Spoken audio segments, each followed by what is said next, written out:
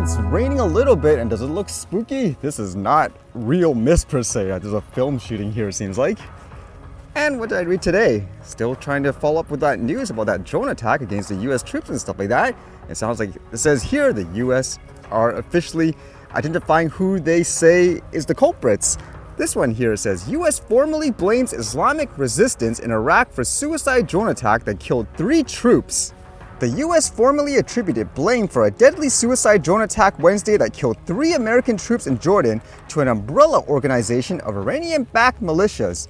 National Security Council spokesperson John Kirby told reporters that the US intelligence community has determined that the Islamic resistance in Iraq helped to plan, resource, and facilitate Sunday's attack.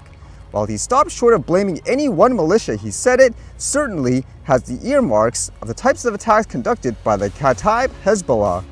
The group has been carrying out drone and missile attacks on US forces in the region for months amid Israel's ongoing war against the besieged Gaza Strip. Sunday's fatalities were the first to have resulted from the attacks. Most others were intercepted or resulted in minor injuries to American forces. So nothing's saying, for example, they're going to start launching missiles and stuff at them, but it makes you wonder again whether or not that will occur just based on with all the tension and stuff around the area and around the world. And this was kind of cool in terms of people using the tech in a good way to discover things they've never seen before. A lot of times it happens with wildlife and stuff from the sounds of it anyways. This one says, first ever sighting of a live newborn great white. Great whites, the largest predatory sharks in the world with the most fatal attacks on humans, are tough to imagine as newborn babies. That is partially because no one has seen one in the wild, seems until now.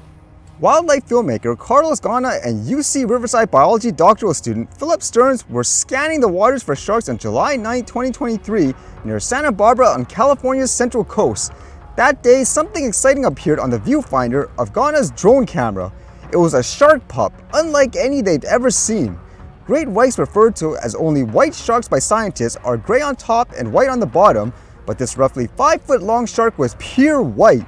We enlarged the images, put them in slow motion, and realized the white layers was being shed from the body as it was swimming, Stearns said. I believe it was a newborn white shark shedding its embryonic layer. These observations are documented in a new paper in the Environmental Biology of Fishes journal. The paper also details the significance of having seen a live newborn white shark.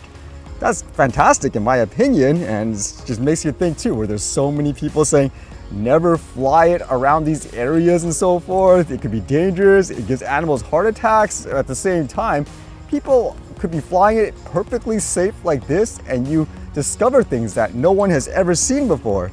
I still remember one of the best examples here where it sounded so ridiculous, where somebody was so high up in the air, probably like 60 to 80 meters, filming a whale with a drone. I mean, to me, wow, fantastic. And then you have someone say, for example, in the media, oh, you never know, that whale could be having a heart attack. Like, are you kidding me? The drone is 60 to 80 meters up in the air. And at the same time, it's just like all those people who try to drone police others, suppress them for capturing stuff like this. I mean, what do you do about it? Because I would say, for example, that's the reason why there's a lot of hysteria too, because there are those types of people that try to stop a regular person, or like this person, for example, from doing stuff like this that is perfectly safe and it could benefit everyone.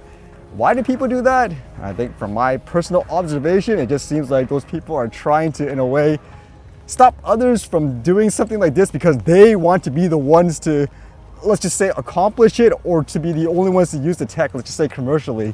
So it comes down to that point again where there's too much conflict of interest in my opinion, but it's great to see more stuff like this, in my opinion, go out there. And this was kind of an interesting piece of news. It's more of a follow-up to that ArriveCan app scandal. It's basically that app that people had to use here during things like the COVIDs and so forth to make sure you can travel for vaccination, I guess, identification. And it just seems like the more you read about this story, the more corrupt it seems like it was. Like, how about this one? It says, shocking internal report into ArriveCan finds shoddy bids, non-existent contractors.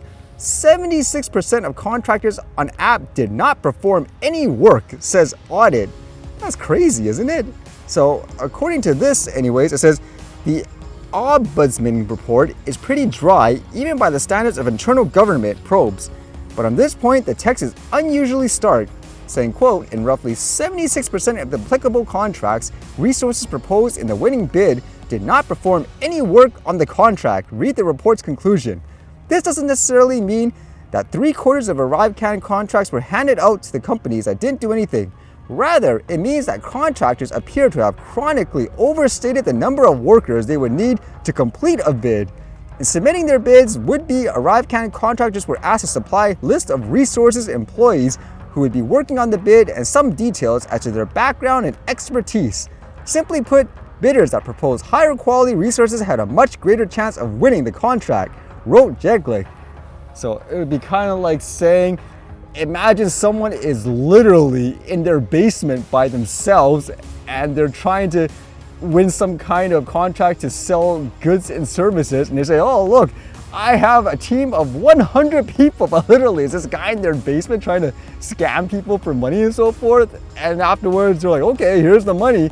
And while that guy could have, let's just say, did some work, ultimately they didn't really do things as advertised. It just ended up being a ridiculous fee for what a lot of people say they did it just for like a few $1,000s compared to millions. Again, the more you read about this story, the more scandalous it sounds, huh? But at the same time, what it comes down to is anything actually going to happen? Because in a lot of cases, nothing does, huh? I guess we'll have to wait and see.